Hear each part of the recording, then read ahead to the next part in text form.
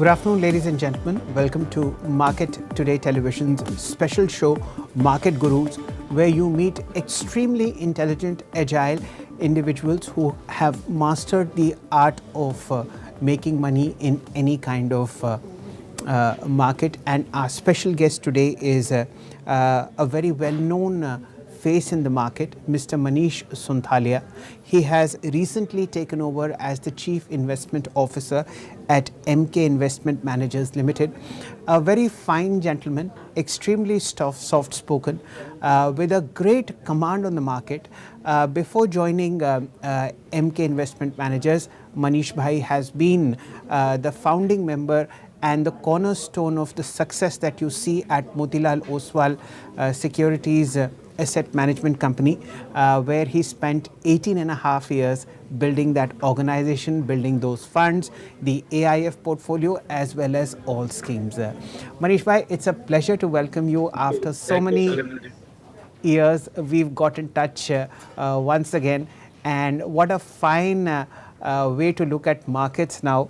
Extreme bullishness across the board, great faith in the long-term story of Indian capital markets and the Indian economy, and of course fantastic performance by all segments of the market. My first question to you is, how do you see this space over the next 1 or 2 years? Are there any pitfalls that you wish to avoid, and what are the growth drivers that we are facing in the Indian economy and the market? Thank you, Shailendra ji, for all the praises that you have on me. Thanks a lot. It means quite a bit. So, I think, except for the brief hiccup that you're likely to see in the run up to the central elections in 2024 May, I think the stage is set for a very good amount of wealth creation in Indian equity markets between now and, let's say, 2030. We think that the time is so good for India that if we don't make it this time in a big way, I mean, we ourselves were to blame. And why I'm saying this is because, all the emerging economies who have gone through this phase, this $2,500, $3,000 per capita income, have made it big in terms of per capita income. The economy has flourished significantly. This was the case in the case of China. This was the case in the case of Brazil. I don't think why we should be any different. Added to that, some very path-breaking reforms that have been implemented in India, the demonetization, the GST, the RERA, the IBC, the positive benefits of all that we are seeing currently in corporate India. So, ROCs have gone up, working capital has shrunk, balance sheets are very, very unleveraged and so on and so forth. So I think the going is extremely good. Country is one of the highest growth countries in the world. So this will reflect in Indian markets, and Indian markets are not expensive at all. 1920p on a 1 year forward on Nifty 50 is not expensive at all, given that there is good visibility for 20% sort of a growth going into the next 2 years at least. So, apart from unforeseen circumstances, not envisaged at this given point in time, I would believe that Indian markets would slowly and gradually go on the upside. It's going to be about individual stock picking, but the overall dynamics of the Indian market do look quite positive. The only caveat is that in central elections 2024, we should not see any major hiccups. The ruling party should come back to power with or without massive majority, but I mean, that's the base case opinion that one is building assumptions on. Right. Manish Bhai, what I'll do is that I'll first get the elephant in the room out of the way between us, and then we will discuss the wonderful art of making portfolios which you have mastered so well over the past 2 decades. Manish Bhai, given all the caveats that you've offered, one, there is no change in the central leadership post May 2024. We have good earnings growth and good inflow of cash, whether it's in SIPs, whether it is from foreign friends, whether it is from ultra HNI network, or whether it is from family offices. Where do you see the Nifty in May 2025? I mean, assuming a 15% historical growth rate on a base of, let's say, a 20,000 Nifty, I mean, it's very easy to calculate. And markets would generally discount 1 year forward. So, roughly around 25 or 1,000 is where we should be in Nifty, in March 25 is how I would put it. Okay, so 25,000, ladies and gentlemen, by March 2025. Manish Bhai has been a very, very conservative investor, and he makes in a lot of effort before committing money. But once he does, he continues to hold that position for a very, very long time. And if he says, with the intelligence available to him, that 25,000 on the Nifty looks very well within reach over the next 24 months, then one must be very, very bullish in this kind of an atmosphere. Manish Bhai, now let's get to the basics. You have a new job as the CIO of Emkay Investment Managers to build portfolios to create more and more wealth for MK's existing clients. Now, how are you approaching that corpus of cash? We have a situation where mid cap and mid caps and small cap indices are at a record high. The consumption theme across India is working very well. How are you deploying this money, and over what period of time do you think that the entire portfolio will be in place? I think the existing schemes of MK have given very good returns to investors. Customers have had a very good experience. And by the way, MK Investment Managers has been the business of public money management for over a decade now.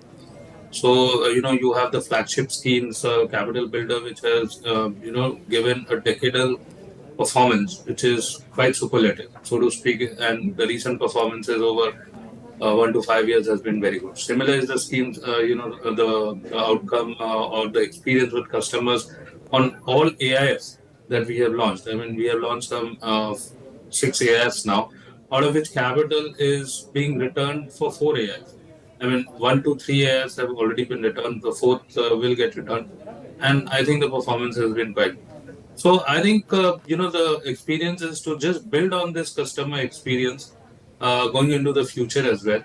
And we all managers out here have just one style of thinking, one way of thinking, and that is basically the long-term approach to investing. So, it's basically buying good businesses where ROCs on these businesses are greater than cost of capital. These are structural businesses. There is a lot of terminal value in these businesses. The businesses don't get disrupted over the next 5, 10, 15 years. The businesses get run by good management. And ideally, the businesses should deliver doubling of profits every 3 to 4 years. I think all managers out here think like this. And I think within the each of the existing schemes, the mandate that those schemes have, we try to follow this approach.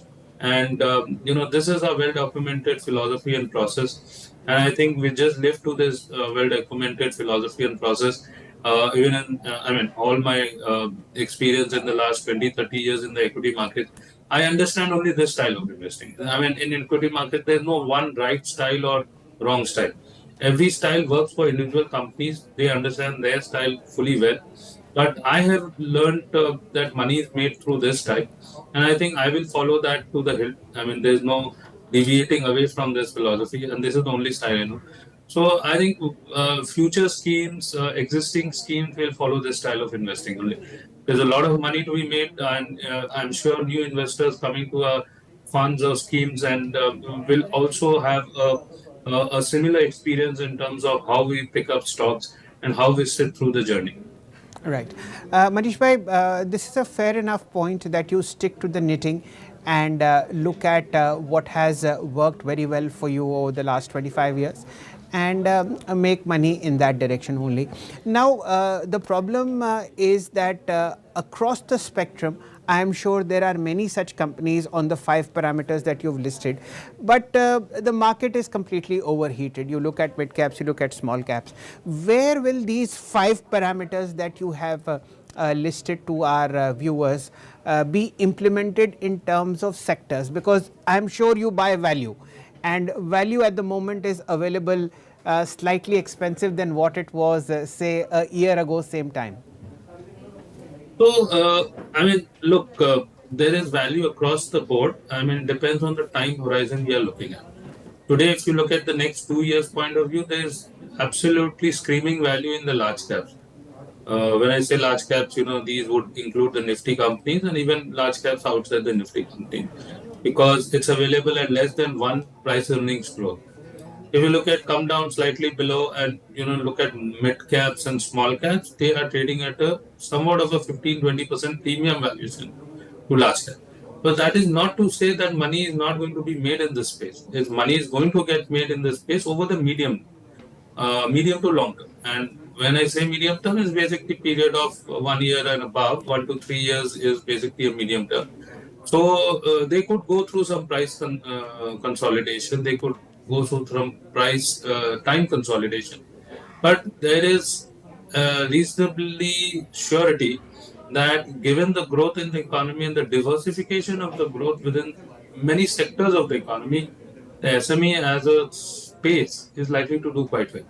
So that is about how the markets are positioned at this more value in the large caps and the mid and the small caps could go through some time correction, price correction. Having said that, I think when it comes to the five themes that we are looking out as giving superior growth between now and let's say 2030 and beyond, when India is to achieve $5-6 trillion economy, I think consumption remains the mainstay. Per capita income going up, more money being spent on discretionary items gives a lot of opportunity in terms of stock picking. The second is basically financialization of savings. I mean, India is one of the highest savings countries in the world, and more is the income, more is the propensity to save. And whenever real rates in an economy is positive, there is a propensity to move away from physical savings to financial savings. Given the penetration of equities, etc., in India, is abysmally low when you compare. I think there is a greater focus now of money moving away from, let's say, fixed income to something like equity markets. Why? Because post-tax 4.5% on FD, when your inflation is running at 5% plus, I mean, really doesn't make too much of sense. And that is the main reason why you see banks are not having a growth in their CASA, the current account, savings account, and they are forced to raise money through term deposits or fixed deposits, so to speak. Yeah. So this is now, I think, on a permanent footing, and you are seeing the amount of SIPs coming through every month, 20,000 crores. So basically, it's all a function of the efforts of our regulators, the exchanges, in terms of Sahi and the mutual fund Sahi and all of that. So I think this is here to stay. And on top of that, if you have foreign flows coming through, you have India's currency get included in JP Morgan index. If the currency is not a great factor to be on the depreciating side, then I think you could see some significant flows. So financialization of savings. The third is energy transition. It's on us. We have targeted net zero by 2030. We have set targets of 30% battery electric vehicles, battery electric vehicles. By 2030, 500 gigawatts of renewable energy capacity, 300 gigawatts of solar. I mean, right from production, generation, transmission, distribution to consumption, electric charging, battery electric storage, all of that gets included. So I think energy transition again is going to be a big thing. The Right. fourth is basically artificial intelligence. The biggest innovation after cloud computing is artificial intelligence. Many niche companies out here. And the fifth is manufacturing. Started from China plus one, Europe plus one, Atmanirbhar, PLI, boost to boost exports. I mean, these five things I think will lead the growth in India's growth journey between now and 2000. Okay. For the sake of investors and viewers who've joined us now, let me just sort of repeat these five things, and then we'll drill down into them. Two of them in greater detail. So it's manufacturing, which Manish ji's superior, Mr. Krishna Kumar Karwa, spoke in great detail yesterday if you were with us. Then of course the consumption as well as the financialization of savings themes we've discussed across the board. But these are two themes, artificial intelligence and energy transition.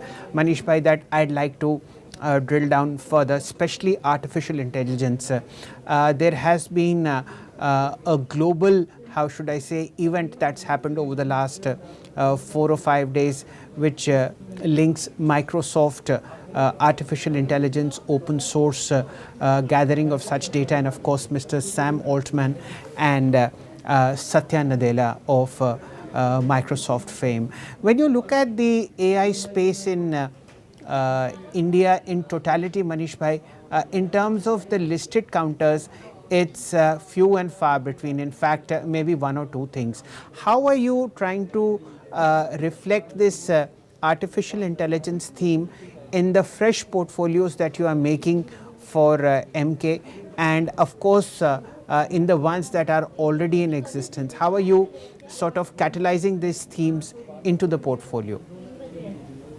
That is right. I mean, I reiterate, it's the next big innovation in the field of IT. It's going to transform how businesses are run. And when I talk about AI, I mean, basically dealing with a lot of data, the plethora of data that is generated across networks on a minute by minute, second by second, the data pattern recognition, data modeling, you know, going down into machine learning, deep learning, and all aspects of cyber security being talked about. We are dealing with all those issues out here. We are talking about Industry 4.0, which is going to leverage on IoT in a big way, right? We are talking about robotics, and talking about artificial intelligence being used in healthcare on a prognosis basis to diagnose diseases much ahead in advance. So all of these things are right on us. And you're right that when it comes to the listed space, there are few companies, but there are companies. I won't be able to talk about individual name, but we know that small companies, mainstream IT companies, everybody is talking about AI, right? Generative AI is the talk of the town. I mean, if you look back in 2010, you had 90% business coming for Indian IT companies from traditional legacy business. 10% was digital businesses. Move that to 2023, 24, or even in the coming 1 year, 2025, you will have roughly 50% of business coming from traditional businesses and 50% coming from digital business. Similarly, when you look at 2030 and beyond, I have no doubt that most of the revenue, and a bulk of the revenue for Indian IT companies will actually come from digital and AI. So we are looking at those companies which are tilting their business model more in favor of value add services, like digitization, like adoption of artificial intelligence, and are straddling the entire value chain. These could be niche companies, small companies, which may not be a part of the mainstream IT companies currently, which will get integrated into mainstream IT companies only somewhere down in the future. Similar was the journey when cloud computing actually began. Right. First got developed outside the mainstream, then got integrated. But yes, the opportunity is equal for both large and small cap companies. And there are companies, even in the listed space, there will be few companies that will come with an IPO in this space. And of course, these would make actually good stock picking opportunities, looking up.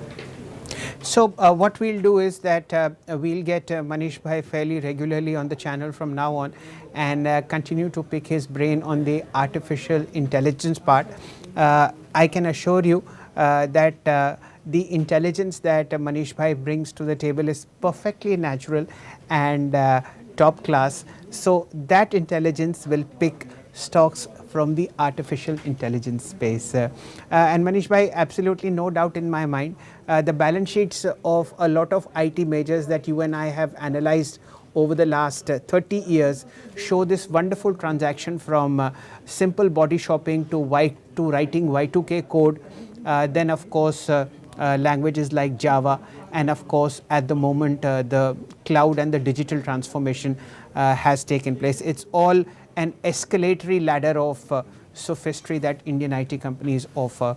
The other thing I wanted to understand from you, Manish Bhai, is how over the last 3 years the digital landscape of the country has changed dramatically because of UPI, because of Jan Dhan accounts, because of a whole host of fintech companies that has transformed lending on both sides of the equation, whether it is the lender or the borrower. How are you playing this theme over a period of time, and where do you think digitization is headed as far as the economy is concerned? So, Shailendra ji, actually, you see, businesses are getting massively transformed. And I would believe that this is basically the power of platformizing business. I mean, it has all started in the West, and you had platform businesses like public transport in the form of Uber and Lyft. You had rooms in the form of Oyo, Airbnb, and so on and so forth. So, I mean, the legacy businesses, an entrepreneur had to take care of the production at one hand and the consumer and consumption at one. Today, if these two main pillars have got merged, so to speak. So, it's not about controlling individually production and consumption in silos. This was the mainstay of the legacy businesses. Today, in the new age, the consumer is basically the content creator. If you look at something like a YouTube, a platform, the consumer is the content creator, as opposed to, let's say, traditional media companies which had a whole lot of energy sitting in creating content and then how to market that content in the form of subscribers and so on. So just to simplify things, it is about platformizing of business. We have seen platformizing of businesses happen in the consumer space in the form of, let's say, new digital businesses in the form of, let's say, a Nika or a Zomato or a Swiggy and so on and so forth. कितना रहा है? In the world of, sorry. So, Right. yeah. So basically, these are some of the examples in the consumer space. In the fintech space, with the proliferation of the mobile penetration, the cost of data going down, the unique UPI that we have created, I mean, it has now become very easy to transact. But many of these businesses today don't have a revenue model. RBI doesn't allow anybody to make money on this, and not too much of money on this. And basically, credit today is still majorly available from the bank side. Buy now, pay later, or let's say UPI, credit cards, and so on and so forth. I mean, the bulk of the credit generation is happening by the banks only. I mean, these would go through a lot of transformation. But I think the moot point that I want to highlight out here in the new digital world is that platforms getting created, and those who are nimble footed in creating platformizing their businesses from the legacy traditional ways businesses were run will have a whole plethora of opportunity. The businesses models will not be a linear one. It will be a non-linear. The idea is to find business models where revenue is likely to be non-linear in the form of a hyperbole, where costs are going to be in a flat line. That would give us accelerating margins, not at the EBITDA level, but even at the PAT level. That would result in creating superlative market cap. Uh, of course, I'm sure you are looking at a lot of such potential names where costs remain flat, revenue grows dramatically, and there is a dramatic shift in the return on capital employed as well. Manish bhai, one or two names that you can share? Zomato is a clear winner. I think the stock is likely to do very well. And I'm I have reiterated this story to many guys. I mean, there's no difference in a company like Hindustan Unilever and Zomato. I mean, this is how I look at it. It is all about habit creation. So, oh, Hindustan Unilever 50 years ago created the habit of using a Lux and a Lifebuoy, and it has become synonymous with soap or beauty soap, and it is now fairly penetrated. Zomato comes into the country and launches a service called food delivery, and it's now in the process of creating a habit. So today, one needs to ask intuitively whether this habit of ordering food is a reversible one or an irreversible. To my mind, the way the new the Gen Z thinks and the young demography that you have, a nuclei family and so on and so forth, I don't think the process of food ordering online is reversible at all. It's now become a habit, and today we are catering to not more than 5% of the penetration, and they are EBITDA positive in the food delivery business at 5%. This number is only going to go up, right? There's a total non-linearity around 72 crores, 75 crores order. China delivers some 1400 crore orders in 1 year. And here Swiggy and Zomato put together orders not more than 150 crore. So this journey is a whole lot going into the future. And it would be much sooner than later that you'll actually start to see PAT not on an overall consolidated basis, including Blinkit, not only at the EBITDA level, but also at the PAT level. If Unilever with 97% penetration and let's say 60,000 crore turnover, gets a market cap of 6 lakh crores, where 5% penetration has happened, it has already become a habit. EBITDA break-even has already happened, and on its way to deliver some superlative profits over the next 3-4 years. How can this company be at a lakh crores? Uh, just to emphasize what Manish Bhai is saying, he was trying to compare Zomato with Hindustan Unilever, and the weight in terms of investment philosophy is with Zomato. Just to avoid a confusion, Manish Bhai was not pointing out at Hindustan Unilever, but was using HLL as a comparative tool for Zomato. So Only the once, habit formation part, yes, is how the habit formation creates market cap. It's the same. What happened, what began with Unilever 50 years ago in 1970s is beginning with the, let's say, a Zomato 5 years ago. So perfect. here you are having a market which is fairly penetrated at 97, 98% for Unilever's product.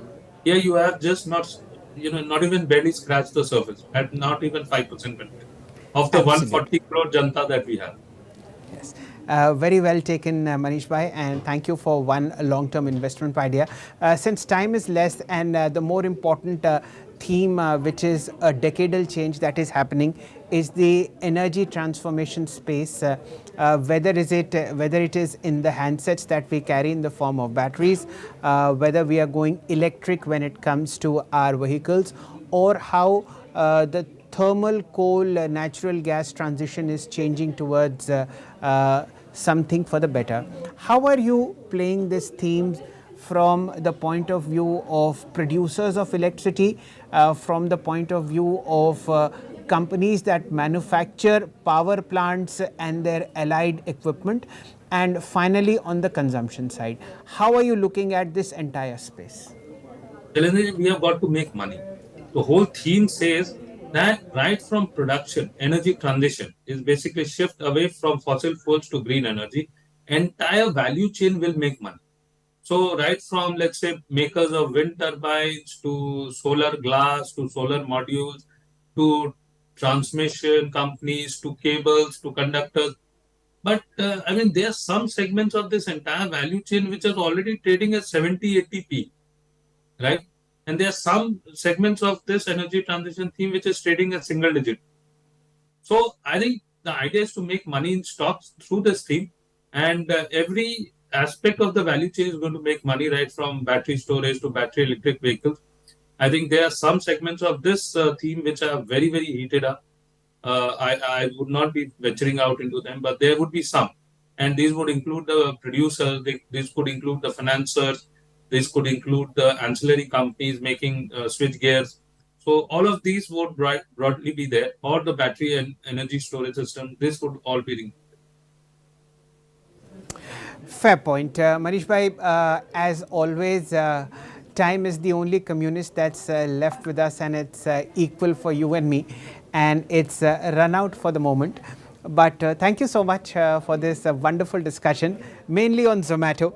And of course, the four wonderful themes that you pointed out are decadal changes that are happening in a country like ours. We are truly, truly fortunate to be living in this kind of an environment where growth is taken, inflows into equity capitals are phenomenal, and everybody is looking aspirationally higher and higher. Thank you so much, and I hope you enjoyed our questions as much as we enjoyed your answers, sir. So that's it, ladies and gentlemen, on Market Gurus. Our focus today was a very well-known stock picker, Mr. Manish Sonthalia. He's now the Chief Investment Officer at Emkay Investment Managers, and he's investing on 5 broader themes in India, which is manufacturing, consumption, financialization of savings, artificial intelligence, and of course, energy transformation. Thank you so much for your time. Do stay tuned into BTTV for all your news needs as far as the financial markets are concerned. Thank you.